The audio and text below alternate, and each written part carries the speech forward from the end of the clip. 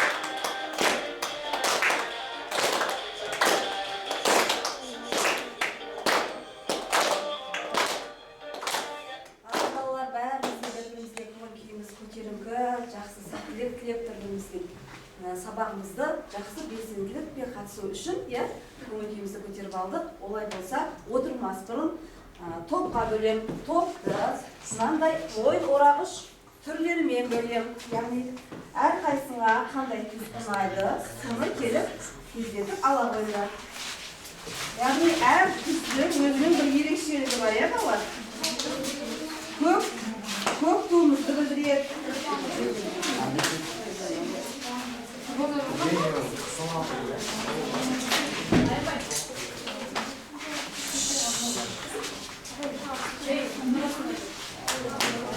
Ал енді көк түс мынау бірінші топқа отырыңдар. Бірінші топ, екінші топ түс қыздың ойын орақ ұстатқандар екінші топқа, үшінші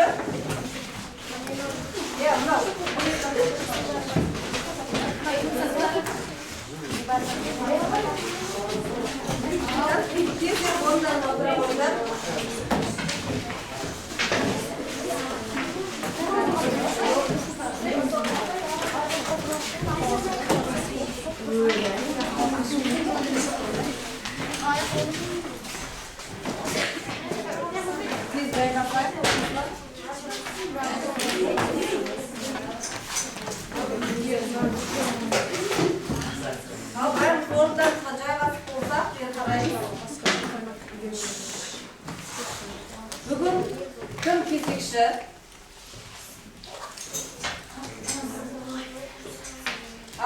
Аружан айтып. Сыныпта кім жоқ? Сыныпта Мұрат Азамат. Үйге қандай тапсырма берілген еді? Үйге 37 жеткен сынып оқуға берілді. 37 барады. Яғни тақырып бізде дүние және отырылау саясатының Қазақстанның дәстүрлі шараларын тигізген әсері. Ал балалар, олай болса жақсылап үйге дайындалып келген болса, мен сендерге сұрақ-жауап әдісі арқылы, яғни бағыт бойынша сұраймын. Мен байқасаңдар, мынау қабырғаларға еске бағыт жапсырып қойғам. Әр бағытта бір-бір сұрақ беріліп тұр. Мен қазір сұрақтарға шығарамын әр топтан. Кім шықса, Анар, Жансерік, екінші бағытқа, бірінші бағытқа Анар, үшінші бағытқа Сая, төртінші бағытқа Нұрсұлтан, бесінші бағытқа Диас, алтыншы бағытқа Марал, жетінші бағытқа Нұрасыл, сегізінші бағытқа Аянбай, тоғызыншы бағытқа Айгерім.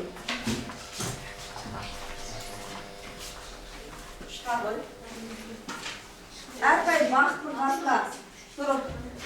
Тұра қалыңдар бағыттардың қасына. 9 бағыт беріп тұр, иә. Ал енді тездетіп бірінші сұрақтан бастап, Жансерік бастай қой. Сұрақты алып оқимыз және жауап береміз. Отарлау саясатының қазақтардың дәстүрлі шаруашылығына тигізген әсері не?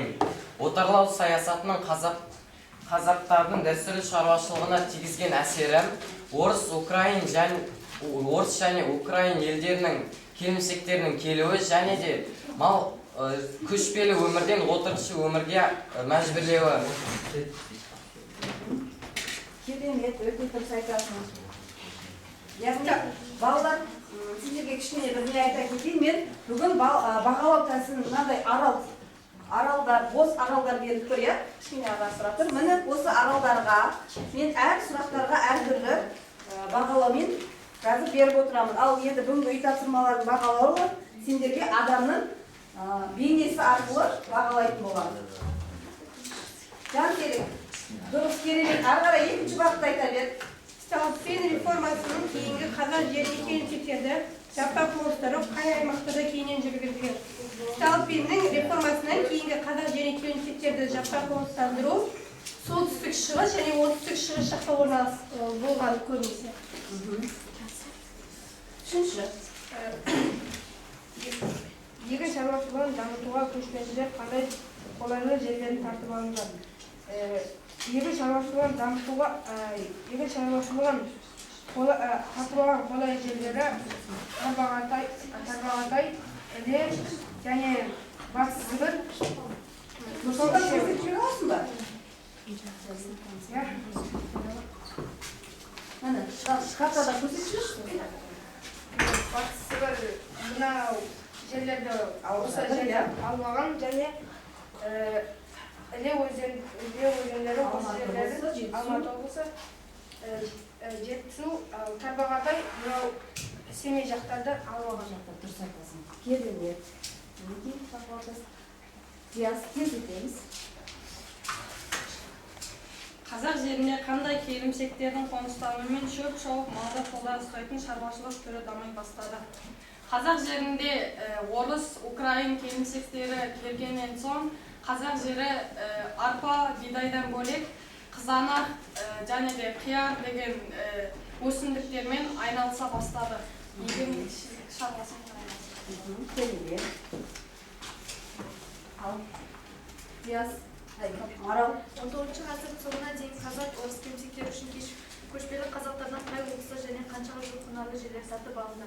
19 ғасырдың соңына дейін қазақ орыс келімсектерінен Ақтоғай, Торғай, Семей, Ақмола облыстары тартып алынды және онда десятинаға жуық құнарлы жерлер. Керемет. Ал Нұрасыл. Марал бағалап қояйық. Ұйғырлар мен дүнгендер қай облысқа қоныстанды? Оларға қанша жер бөлініп берілді?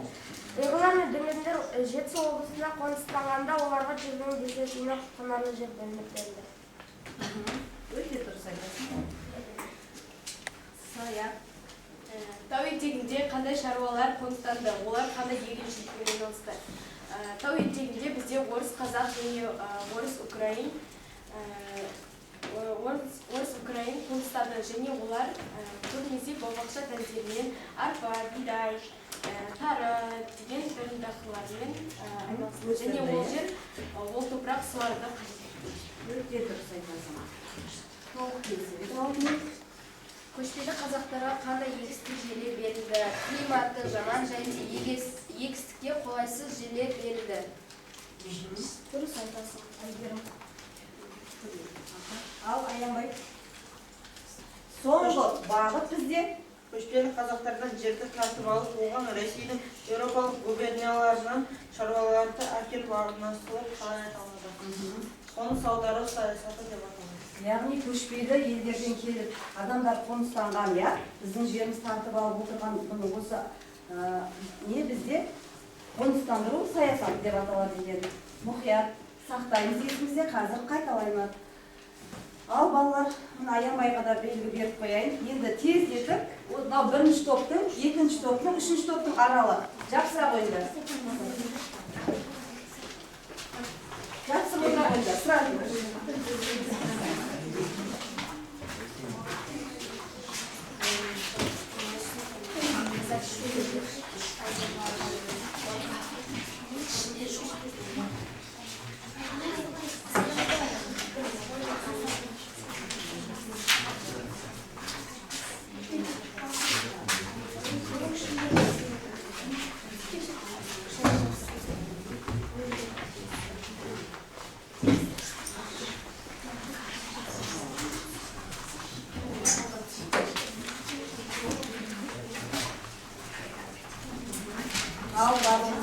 болса, балалар, енді тақтаға қараңдаршы. Не көріп тұрсыңдар? Қандай сурет көріп тұрсыңдар? Қоныстану шаруашылығы. Иә, мына жерде қазақ халқы көшіп қонып дайындалып жатыр, иә, түйелерін, үйлерді жинап. Ал мынау екінші суретте көшіп келе жатқан ұлттарды көрсетіп жатыр. Яғни бүгінгі жаңа сабағымыз тақырыбы қалай ойлайсыңдар? Ең соңғы бағытта Аянбайдың сұрағы да оған байланысты. Қоныстану саясаты. Дұрыс айтасыңдар өте. Ресей империясының қоныстандыру саясаты деп аталады. Бүгінгі жаңа сабағымыз.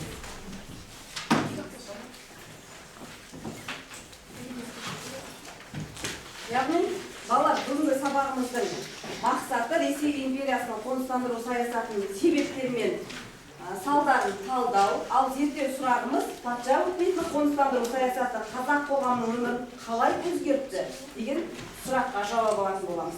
Бағалау критерийлері Ресей империясының қоныстандыру саясатының себептері мен мақсатын оның жүзеге асыру барысын талдау болып табылады. Дәптерімізді ашып, бүгінгі күнді жазамыз.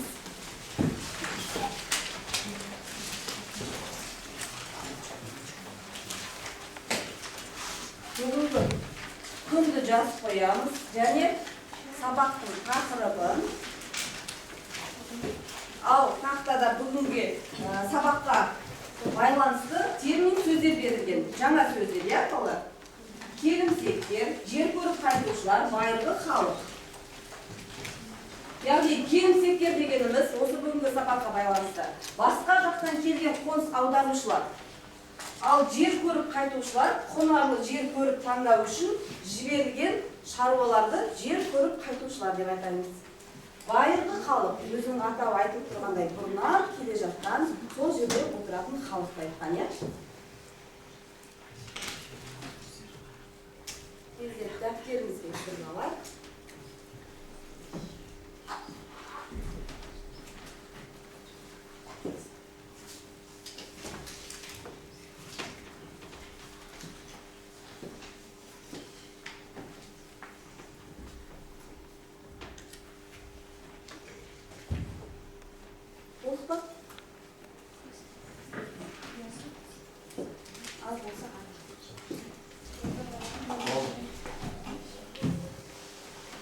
Ал балалар, болсақ барлығымыз қаламсаптарымызды қойып, ел қараймыз.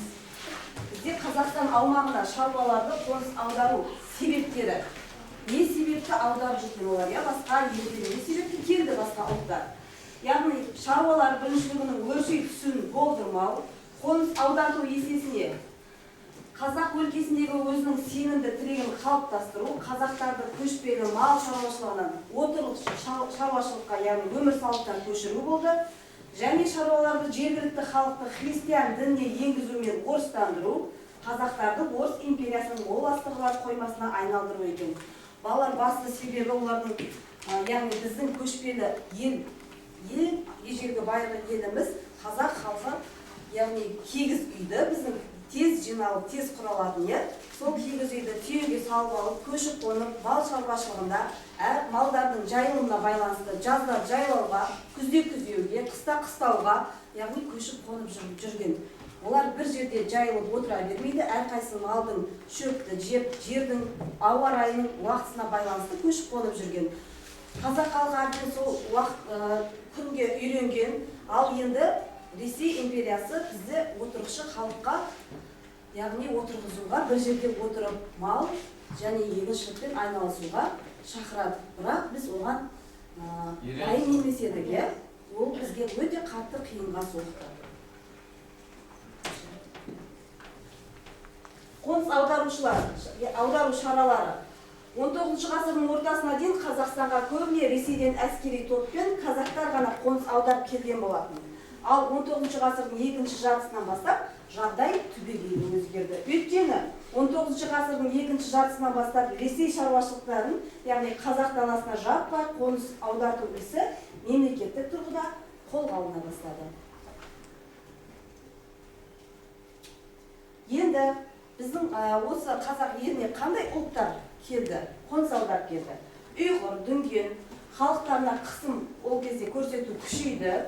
Қоныс аударудың басты себебі де осыған байланысты еді.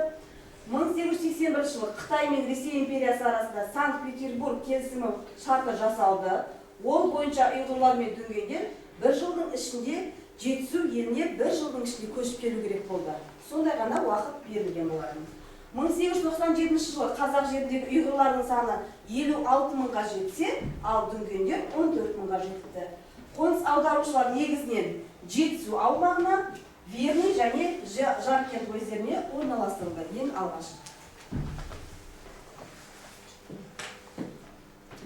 Жетісу аумағына ұйғырлар мен дүнгендердің қоныс аударуы, яғни 19 ғасырдың 70-80 жылдарында патша үкіметінің бастамасы бойынша ұйғырлар мен дүнгендер жаңа айтып өткендей Жетісу жеріне қоныс аудара бастады. 18 ғасырда, 19 ғасырдың бірінші жартысында Қытай үкіметіне бірнеше рет көтеріліс жасады. Яғни Қытай әскерлері оларды аяусыз басып жаныштады. Ұйғырлар мен дүнгендерге күн көрсетпеді.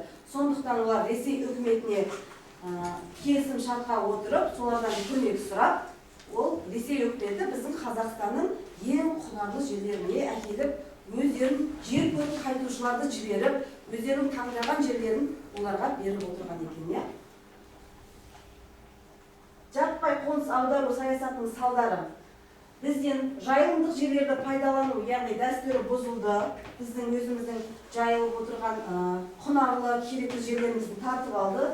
Ғасырлар бойы отырған атамекеннен қуылды. Құнарсыз шет аймақтарға көшуге мәжбүр болды. Қоныс аудару саясаты байырғы халықтың жерін таппай, жаппай тартып алуға тырысты. Яғни келімсектер келген кезде оларды жер көріп қайтушылар өздеріне ұнаған жерлерін мына жер деп көрсететін болған. Ол жерде қазақтар отырған болса, оларды атамекенінен қуып, басқа жерге көшіруге мәжбүр болды. Яғни Жетісудың сол кездегі әскери губернаторы Колпаковский болатын. 1867 жылы Жетісуға шаруалардың қоныс аудару туралы уақытша ережелер жасалды. Шаруалардың әрбір ер азаматына 30 десятинадан жер телімі бөлініп беріліп отырды. Ал борыштардан 15 жыл бойы босатылған екен. Яғни осы ережелер, уақытша ережеге, Колпаковскийдің жасаған ережелеріне біздің қазақ халқы бағынуға тура келді.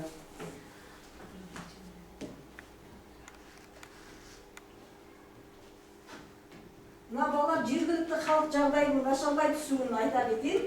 Құнарлы жерлерді тартып алды, құнарсыз жерлерге көшірді. Омбы уезінде 52%, Қостанай уезінде 54%, Ақмола уезінде 73% жерлер тартып алынды. Ал жерін жаппай тартып алу осы жерден басталды, және жанжал, дау-дамайлар көбейе бастады. Ал балалар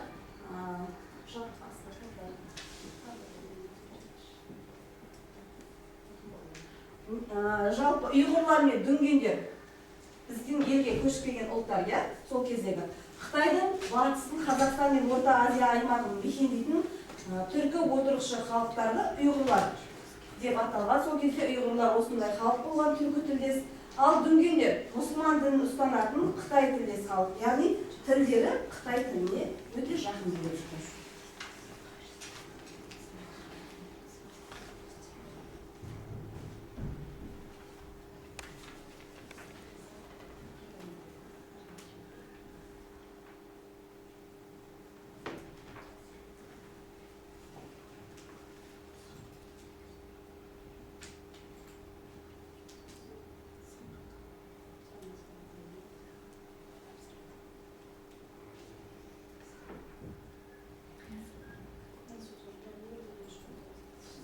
Балалар осы кезде ұйғырларға Абдрахман Асылбеков деген мынандай өлең шумағын шығарған екен.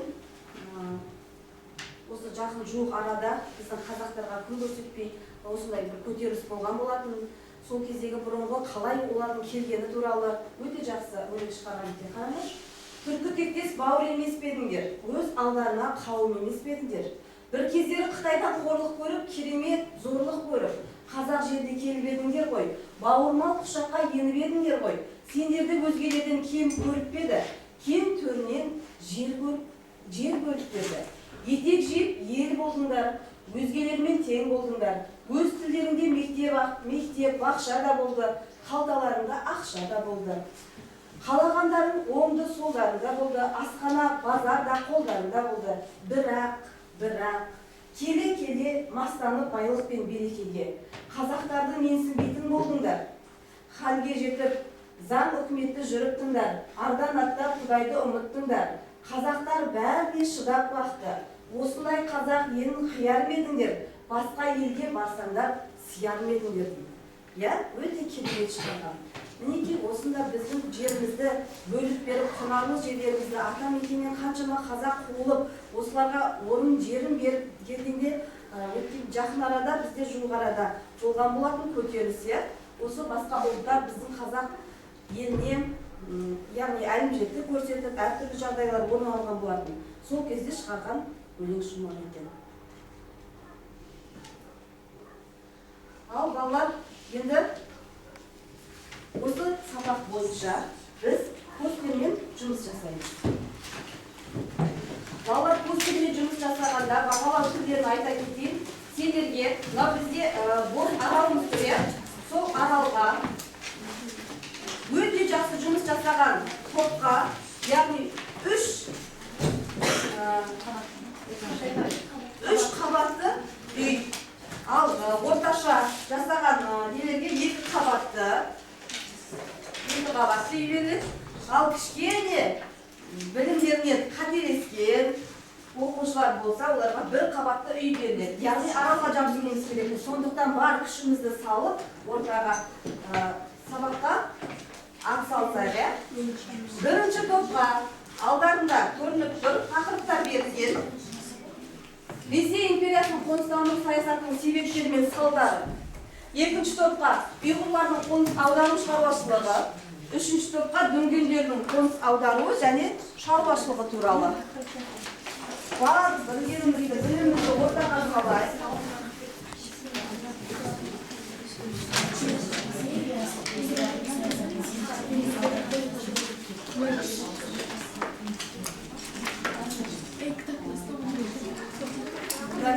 Bir karta verelim, яғни осы постерлерге жапсырып, бұл тіреген қай жерге, ұйғырлар қай жерге, дүнгендер қай жерге келген белгілеп жапсырсаңдар да болады.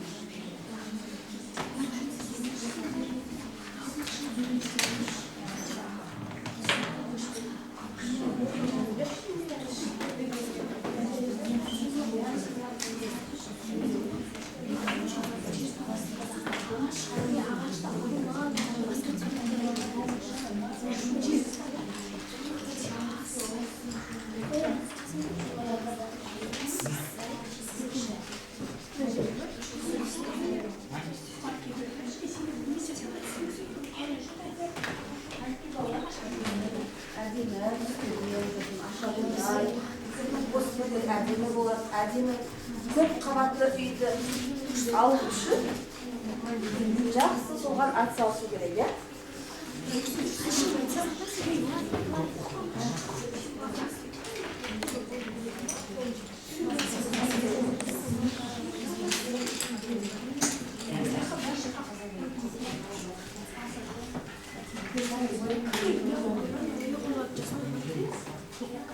Ең маңызды, керекті, қалған ауызша айтсақ та болады, үлгермей қалған. Uақыт аз қалды сіздерге.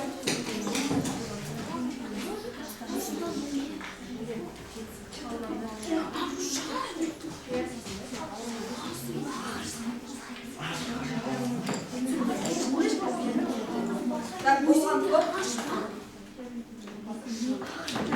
Шапалаңыз.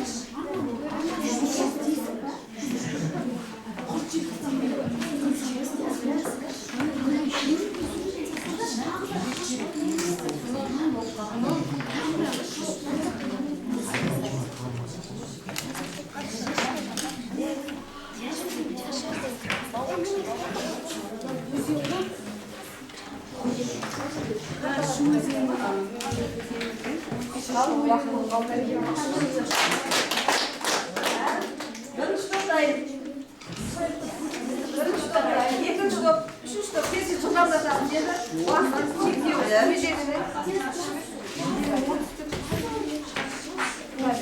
Екінші топ, үшінші топтан тез шығамыз енді. Және бәріміз бір-бірімізді тыңдаймыз.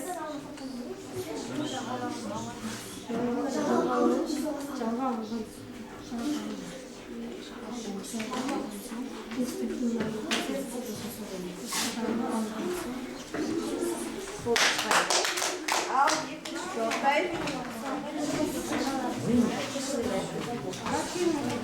Үшінші топта да болып қалды.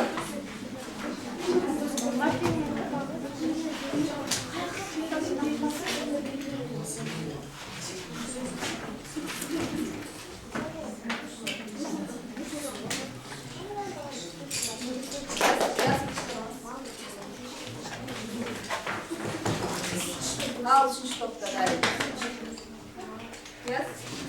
Buradan bunu da. Uaqıt.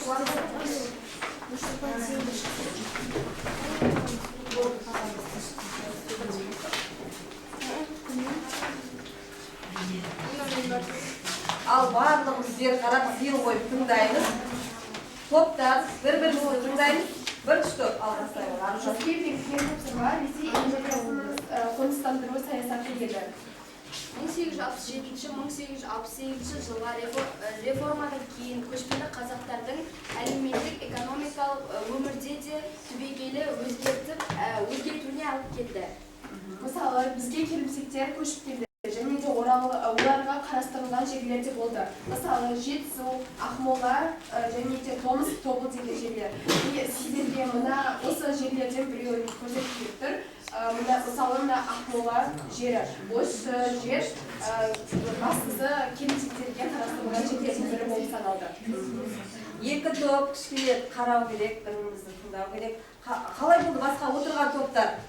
Қанағаттанамыз ба? Өте жақсы, иә? Мен 3 қабатты үйді бірінші топқа беремін. Ал екінші топ.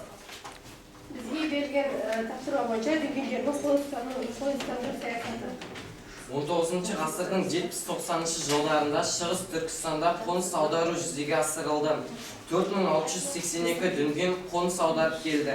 Сонымен қатар дүнгендер Шу өзенінің оңтүстік жағалауын жалға алды. Сол оңтүстік жағалауда дүнгендер міне жем өсірумен айналысты. Олар да бау-бақшамен айналысты. Ол бау-бақшада өсірген жемістері, көкөністері олар алма, шабдалы, қара өрік және өрік. Керемет. Қалай сендерге балалар? Жауаптар ұнады ма? Өте дұрыс, иә. Мен де 3 қабатты үйді бұл топқа да бердім деп отыр. Ал Біреуміз жапсырамыз. Үшінші. Дүнгенде бау-бақшамен айналысты.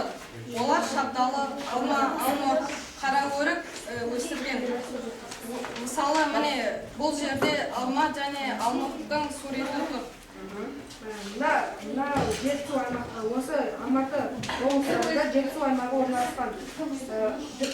Ұйғырлар осы жетісу аймағында қоныстанған 1884 жылдың басында 45.373 ұйғыр қоныстанып бастаған.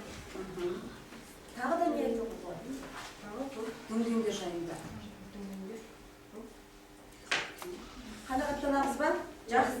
Бірақ екі қабатты үй берейік, иә? Кішкене сәл олқылықтарымыз болып жатыр. Бұл да аз үй емес. Ал отыра қойыңдар жарайсыңдар балалар.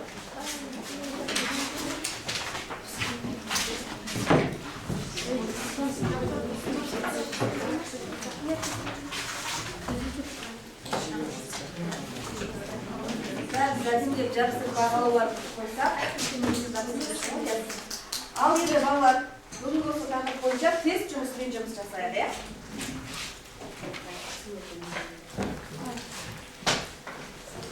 Бүгінгі сабаққа байланысты білгендерін, оқыған, оқығандарын, көргендерін слайдтан, видеодан, қазір посттерлер болып жатыр, қарастырып болады.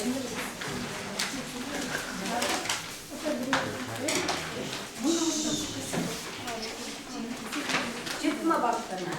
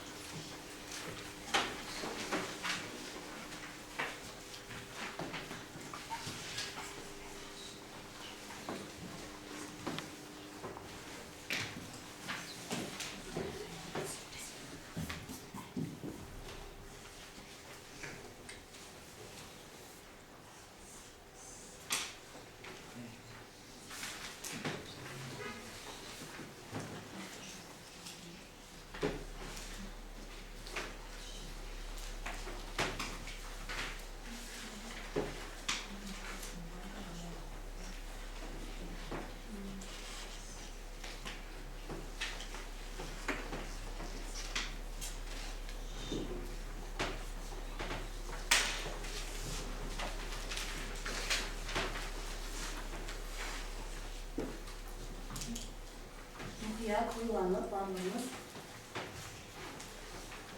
Bilgilerimizi ortama sağlayıp, oylanıp, cevap vereceğiz.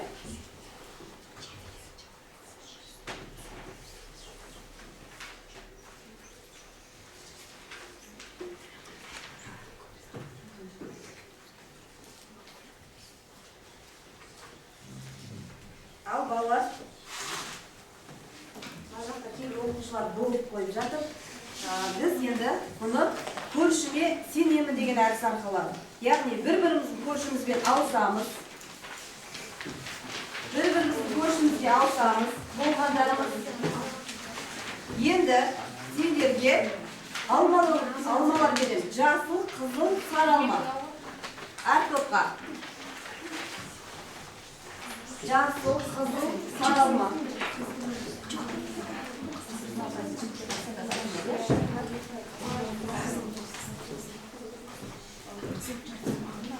Бұл алмаларды балалар бір-біріне қазір ешқандай сұрағы қате емес, барлық жауап дұрыс болса, қызыл тәтті, ең тәтті алманы берейік. Ал кішкене бір-екі сұрақтардан қате кеткен болса, сары алма, ал қателіктер өте көп болушы болса, онда жасыл алманы берейік.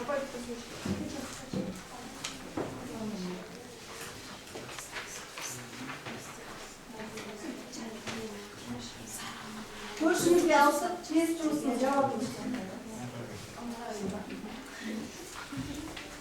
Ал балалар, бір-бірімізді көршімізді тексереміз. Жауаптары шығыпты тақтада. Тексереміз. Сол жауаптарына сәйкес алмаларымызды береміз көршілерімізге.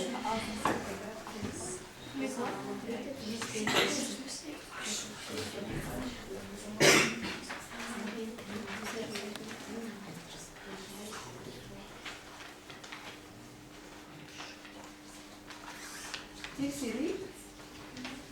Тексеріп болған жауаптарына қарай алмамен көршімізді бағалаймыз.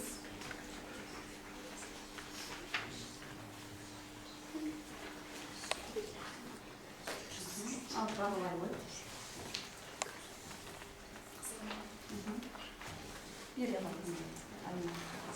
Bir-біріңді бағалап, алмаларыңызды беріңдер, я? Қай алмаға лайық? Ал болған топ біртіндеп алмаларыңды анап жерсіз қалған жапсыңдар. Кезекпен үшінші топ қана бар кетті, екінші топ отырды.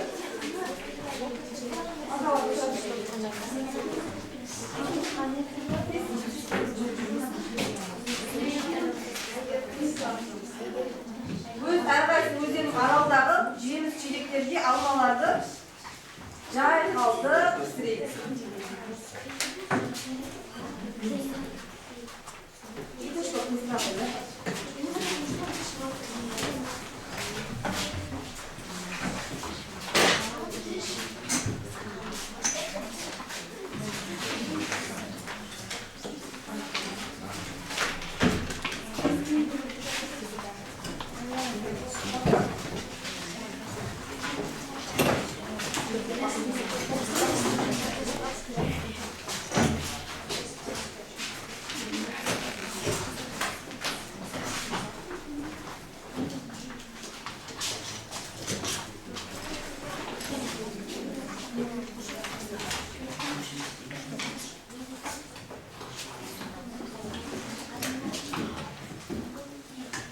Барлығымыз бір-бірімізді бағалап қойсақ, көбісіне қызыл алмалар пісіпті, иә? Енді балалар бүгінгі сабақта алған кері байланысымызды WhatsApp желісі арқылы қазір яғни жазып жіберіңдер маған, иә? Мен мына жерде кімге қалай ұнады сабақ, соны барын көреміз. Сабағымызды.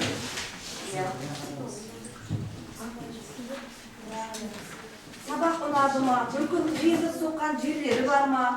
Ұнаса несімен ұнады? Кәнекей?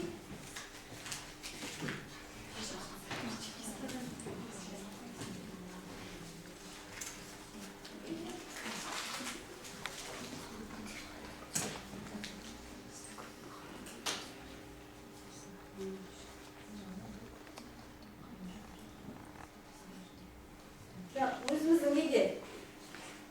Топқа жіберді, иә?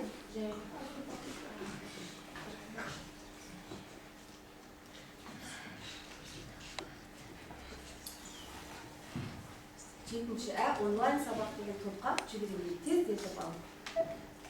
Қиынға соққан жерлер болса, оны жазыңдар.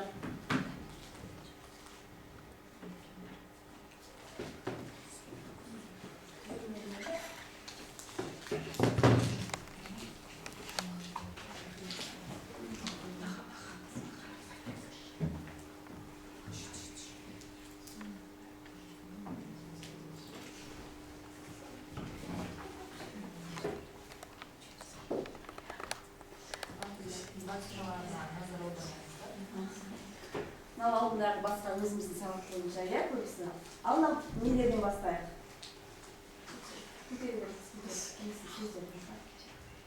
Талшын, маған сабақ қатты ұнады. Мен дүнгендер және ұйғырлар туралы көп ақпарат бердім дейді. Кәусар, Марал, бүгін сабақ мен үшін өте керемет әрі қызықты өтті, бәрі түсінікті болды дейді. Апай, маған бүгінгі сабақ өте қатты ұнады және де тапсырмаларды оңай орындады дейді Кәусар. Алина, менің ойымша сабақ өте керемет өтті. Ал осы жерде керемет өтті, қай жер сендерге несіме қызықты болды? Кім айтады осы жерде? Нұрсұлтан? Маған дүнгендердің Жетісуға қалай қоныстанып келгендері ұнады. Иә, не себепті қалай не үшін келгені туралы саған көп ақпарат берілді, иә? Сол жайында білдің. Керемет, тағы да. Мынау екінші топтан сөйлеп жүрейік. Кімге қалай ұнады? Саян ойымызда тұрамыз. Меніңше қызық өте қызықты өтті және маған барлығы түсінікті болды. Мен дүнгендер туралы көп ақпаратты білдім. Жақсы, рахмет сен. Ал, одан кейін бірінші топта. Шолпан. Маған ұнағаны Ресей империясының қоныстану саясаты өте қатты ұнады және де біз осы бірінші топ постер қылғанымыз өте қатты. Постер қылғаны өте қызықты, өздеріне көп білім, көп ақпарат берді. Жарайсыздар, сендердің осы нелеріңе байланысты мен бүгін сендердің аралдарыңа қонаққа келіп, бір аралдарына тағы да бірдеңе жетіспей тұрған сияқты. Сол сияқты, яғни кеме бергім деп отыр. Әрқайсының жауаптарына байланысты, иә?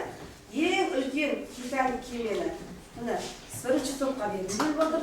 Бірінші топқа шықпа жақсырақ ойыңдар. Екінші топқа желкенді кемені берем. Яғни бұлда өте керемет. Үшінші топқа кішкене оқулықтар тапты, бірақ бұдан да келесі жолы керемет болады деген ойдамын, иә? Ескекті қайық берем. Кәнті. Топтарға жапсырақ ойындар, аралдарына.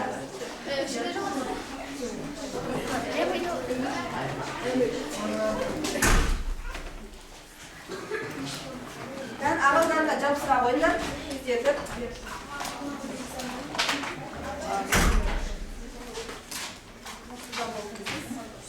Судың үстіне, мінекей қарандаш балалар. Бізде бос аралдар берілген еді. Мінекей біз толтырдық үймен, қайықпен, тұрғындары бар, алмалары пісіп тұр, қандай тәтті алмалар. Мінекей сонда бізде ешқандай арал жоқ. Нені? Аралды, яғни үлкен адамдар тұратын тұрғыны бар жерлерге айналдырдық. Өте керемет қып. Демек біздің қолымыздан барлығы келеді деген сөз. Біз Қазақстанның болашағымыз. Бізде әртүрлі ұлттар қазір келіп қоныстанып, біз көп ұлтты халықтың бірі болдық, иә? Достық, барлығы бірге сақтай отырып, қазір біз көп ұлтты халықтың біріміз. Мінекей сендердің қолдарынан бәрі келеді, сабақтан ешқандай қалмай, білімді әрқашанда бірінші орынға қойып, мынандай жетістіктерге жетіп отырсыздар. Міне әр топтың қалай жұмыс жасағаны көрініп отыр.